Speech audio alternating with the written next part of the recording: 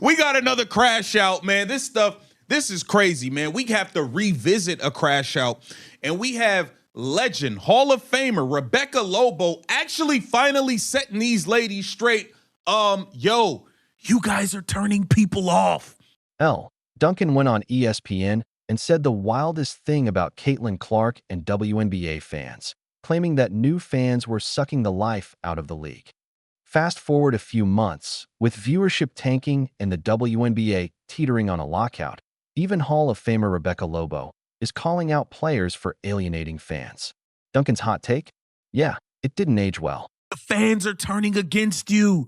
They see all the things the WNBA been doing, like giving y'all housing, paying for y'all babies, giving y'all cars, all types of stuff. Y'all are losing the people. Rebecca Lobo sets the record straight.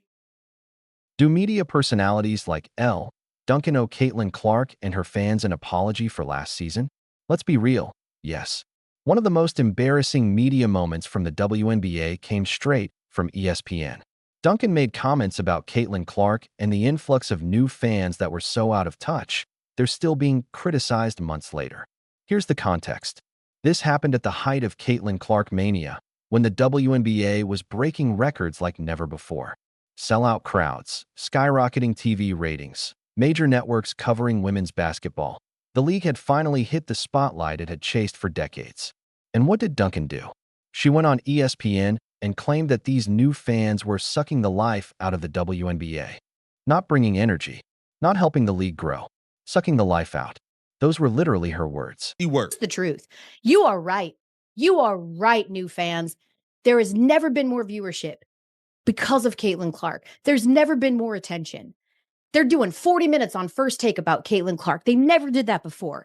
Hey, and you know what? And you know what they're not doing now, Elle Duncan? They're not doing 40 minutes on the WNBA when Caitlin Clark wasn't playing. They weren't doing 40 minutes on Colin Cowherd when Caitlin Clark was hurt and wasn't playing. They're not doing 40 minutes on Unrivaled on Nick Wright, first things first. They're not doing 40 minutes on Unrivaled with all these other stars y'all claim. Everybody's a star. Paige Beckers, the big stars.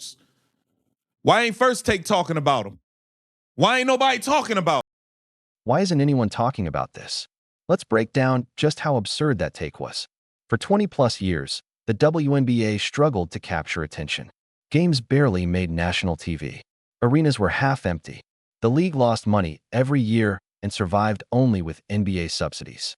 That was the reality until Caitlin Clark arrived. Once Clark was drafted, everything flipped. Fever games started drawing massive ratings. Arenas sold out wherever they played.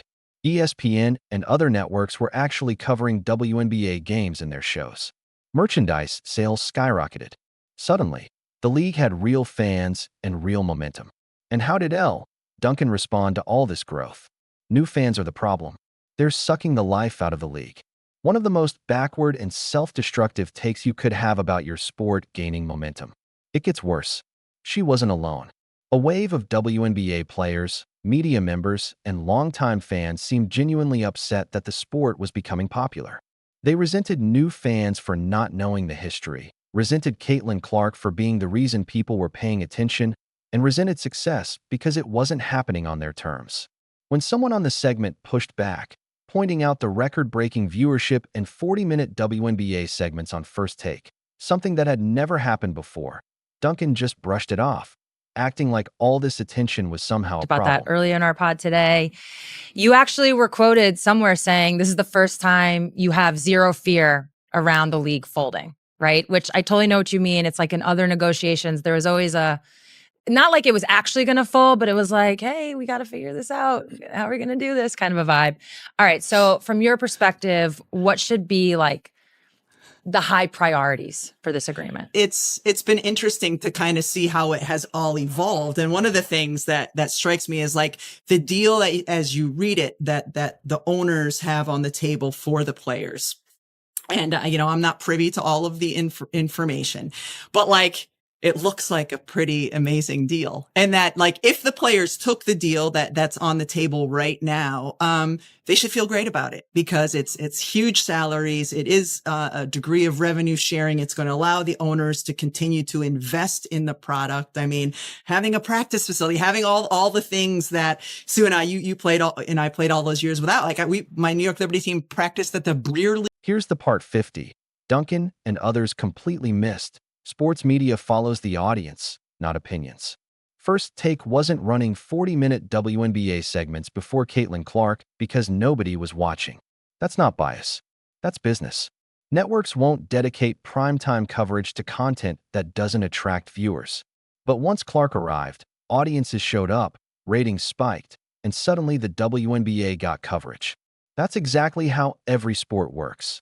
The NFL gets more attention than the CFL, the NBA more than overseas leagues. Simple math, not favoritism. Yet Duncan and others acted like Clark getting media coverage was somehow unfair to other players or damaging to the league. They wanted the benefits of popularity without accepting that it came from one star's talent and impact. They wanted attention, but rejected the reason it existed. Her comments about pre-Clark storylines? Equally misguided. Duncan said there were other storylines, joy, competition, moments on the court. But if those storylines were truly compelling, where were the viewers, the media coverage, the sold-out arenas?